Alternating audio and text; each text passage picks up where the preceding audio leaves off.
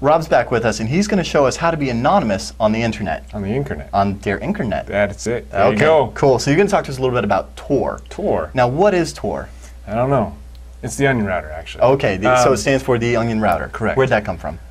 Originally from the Navy, and then they dropped the project, and the EFF picked it up and made it public, so everybody can use it. The Electronic Frontier Foundation. Correct. And we just raised nearly $3,000 for them. We did. Way to go. 2,880. Right on. There you go. So it's a way to be anonymous on the internet, but how does that really work? Well, it works through nodes, basically servers. It's just another word for it. And you, the client, connect to these nodes from A to B to C to D, and then out through E. And that kind of like routers on the internet. Correct. So say like you were A, the client, right? And you're trying to talk to D, the server, right? And you have to go through B and C, right? But B doesn't know about D, and C doesn't know about A. Correct, because it's like the server has no logs at all. Well, that's great. So if like the FBI were to subpoena one of those routers, they wouldn't know anything. Right. That's pretty cool. Now, how does that affect network performance?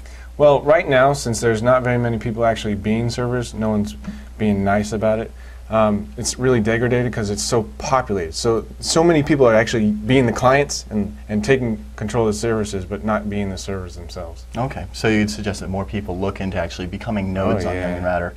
Awesome. So this sounds like it's not really a good way if you'd like to be anonymous doing things like BitTorrent, trying to get the latest movie from some mini Nova something. It's not a good way to anonymize your BitTorrent traffic. Right. You're not going to max out your total download speed or bandwidth. Well, what kind of traffic can you use over Tor? Well, you can use anything that uses SOCs, has the ability to use SOCs. You know, Tor doesn't actually create a SOC server, but it uses the same communication. So, all your IRCs, or your instant messengers, IRC? You can use IRC on it. Obviously the web. Web browser, and FTP? also FTP and email. Great. So all those things can easily go through the Tor router. Okay, and Tor is cross-platform, I'm assuming? Yes, it's Linux, FreeBSD, Windows, anything. Open source? Yeah. So you know it's been audited and it's secure? Great. Now you've also got with you here a live distro.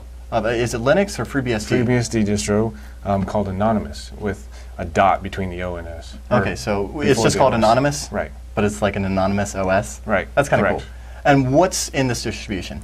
Well, it's really nice because as soon as you boot it up, it asks you a couple questions to set up either wired or wireless, and just yes, no, C, B, all those different options. And then you're set up on a Tor or FreeBSD distro. So no configuration for your SOCs, no anything like that.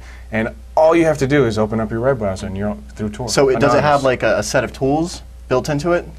Yeah, your initial BSD tools, but it also has Firefox on it, Game, IRC, IRSSC, and different Thunderbird and all those. Okay, so you've got a great suite of internet applications already on the CD.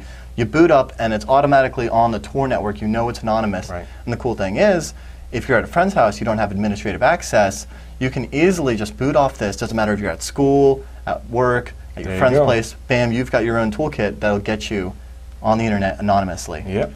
Now, all you need. What kind of ports does that use, though? Well, initially, it runs over 991, and most people block that. So Tor has actually gone down to 80 and 443. Okay, which so your makes basic web and SSL ports. Everybody has to have that open, so it's good. Great. So if people would like to find out more about Tor and about Anonymous, where should they head?